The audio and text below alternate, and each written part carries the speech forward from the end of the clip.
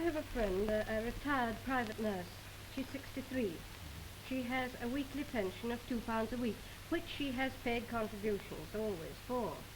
Now, she tells me that she is only allowed to earn another £2 or her pension is lessened. Quite right. I believe this was brought in by the Labour Party. Labour Party. And to me that seems, that in a country that wants to encourage work and initiative, it seems to me just to be crushing it out. And I agree with you. And her £4 a week, even when she's got it, isn't a very fat living, No, it's is it? not. This is not. But you see, I'd look further than this. The old age pensions were liberal legislation. The whole idea of welfare came from the Beveridge Report, which was a liberal idea. But we said in that the old age pension must be tagged to the cost of living. Now, even more distressing than your friend's case is the case of the old age pensioners who can't work, who've just been given an increase with one hand, and in the case of the very poor who have to have national assistance, practically all that has been deducted with the other hand.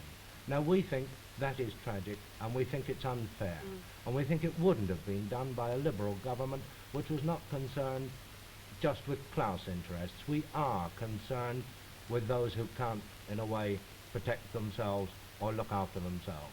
We think they should have been tagged to the cost of living. This sixpence reduction in the income tax, which I'm grateful enough for, could have meant 10 shillings a week to every old age pensioner, and we think that's where it ought to have gone. Mr. Hussain?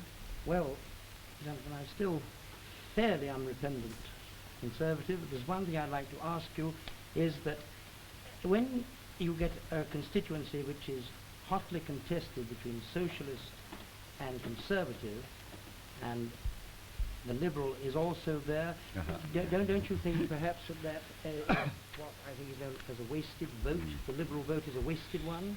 No. I'm sorry to ask this, but... I don't mind. I'm fighting such a constituency. There was no Liberal there last time, and Tory and Socialist were fairly close together. Now, this wasted vote story is a story put round by our opponents, whose methods in this matter aren't always as fair as we like election methods to be. Never mind. But now, out at Epping, Chingford actually, last week, a dozen people came up to me within an hour and said, "Good luck, I hope you win. Of course, I'm a Liberal, and I'd vote for you, but I'm going to vote Socialist to keep the Tory out, or I'm going to vote Tory to keep the Socialist out." That's a wasted vote. I don't say everybody should believe in liberalism, but I do say that liberalism is a simple, honest British form of politics. And if you believe in it, you must vote for it. And if all those people who said that did in fact vote Liberal, we could have a Liberal government in this country, and we'd be none the worse for that. I fear, tragically, that the other two parties are too concerned with power. That's why even the Labour Party, who pursued their ideals up until the time they came into power, have now lost their dynamic, lost their missionary sense. That's why the other two parties call this an apathetic election. We don't, and I don't find it at my meetings. It's been an enthusiastic election. In the universities where the Labour government of the 40s grew up, and where the Conservative revolt of 50 and 51 grew up, they're now Liberal. And this is very strong in the universities because we're offering them ideals. New thinking in detail, but ideals, the old-fashioned ones. And we're afraid that the other two parties have become over-hungry for power, that they're under the discipline of the whips, and that we are the free thinkers in this party, and therefore we think that this is something to believe in. You may disagree with it, but the people who believe in it must vote for it, rather than use a negative vote to keep somebody else out. I'm sorry to have carried on at this length, but this moves us, and it leaves me to offer you, my lord, I'm afraid, something less than a minute in which to round off our programme, if you will. Well, time's gone very fast.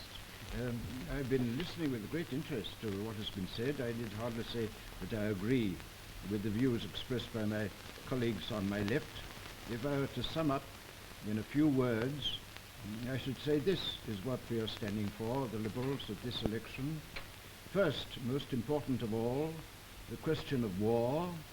It's not enough to try to get a balance between East and West.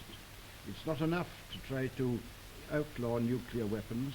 It's not enough to try to reduce armaments. It's essential that mankind should renounce war as a principle, as an institution in the civilized world. At home, prices, the essence of the whole thing, the high cost of living. How to reduce it? Abolish all restrictive practices, whether among the workers or among the sellers, the producers in price rings. More productivity. And furthermore, the whole idea of the two sides in industry is wrong. Industry should be a whole, all working together. And the idea that Parliament should be divided into two, representing the haves and the have-nots, is most dangerous and contrary to democracy. Our task as liberals is to try to introduce more independent-minded persons to not subjected to the great party machines. Those are the ideas that we stand for. Good night.